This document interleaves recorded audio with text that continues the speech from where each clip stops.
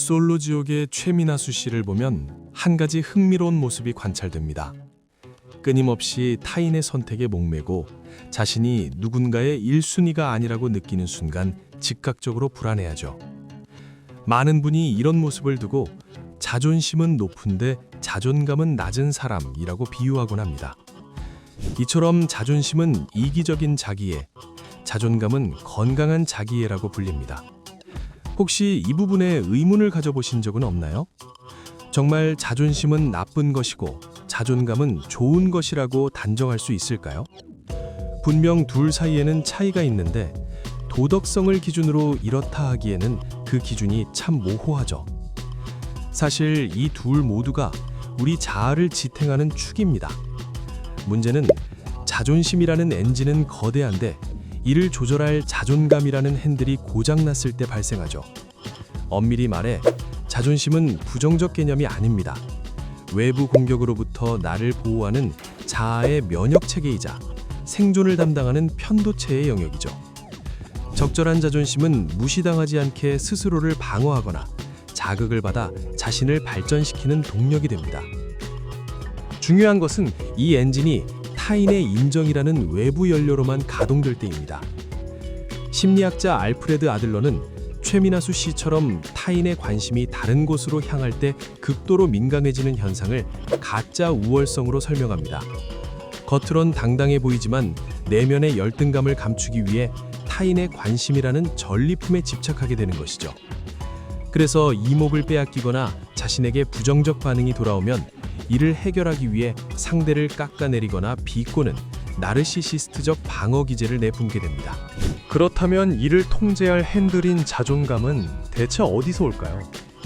우리는 어린 시절 부모와 어른들로부터 관심을 받으며 자아의 토량을 다집니다. 이 시기의 칭찬은 아이의 뇌에 나는 사랑받을 가치가 있는 존재라는 심리적 안전 그물을 깔아주는 기초공사 역할을 하죠. 중요한 것은 그 이후입니다.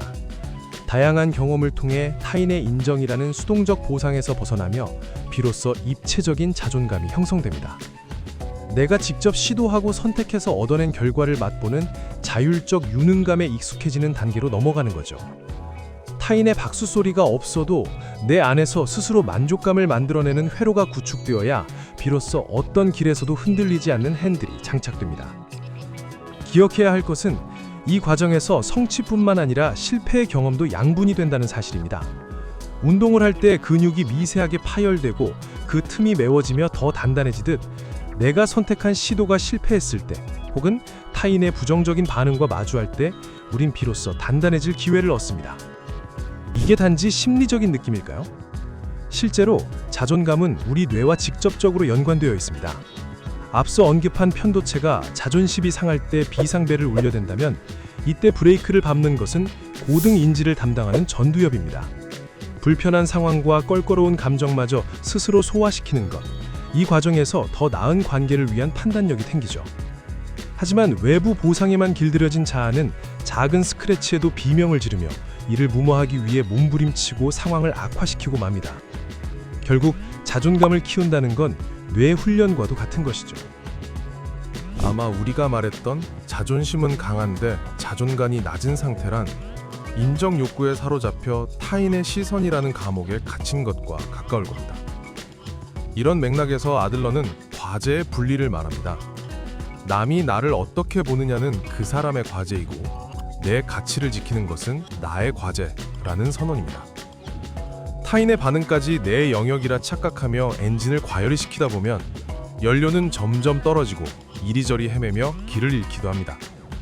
그러나 자율적 통제감을 익힌 사람은 내가 지금 가는 길이 맞나? 기름은 얼마나 남았지? 되물으며 한 번씩 점검해보며 보다 효율적이고 안정적인 관계의 경로를 찾아 나아가죠. 다시 최민아수 씨의 이야기로 돌아가보죠. 연애 프로그램에서 단편적으로 보여지는 모습만으로 그를 비난할 이유는 전혀 없습니다.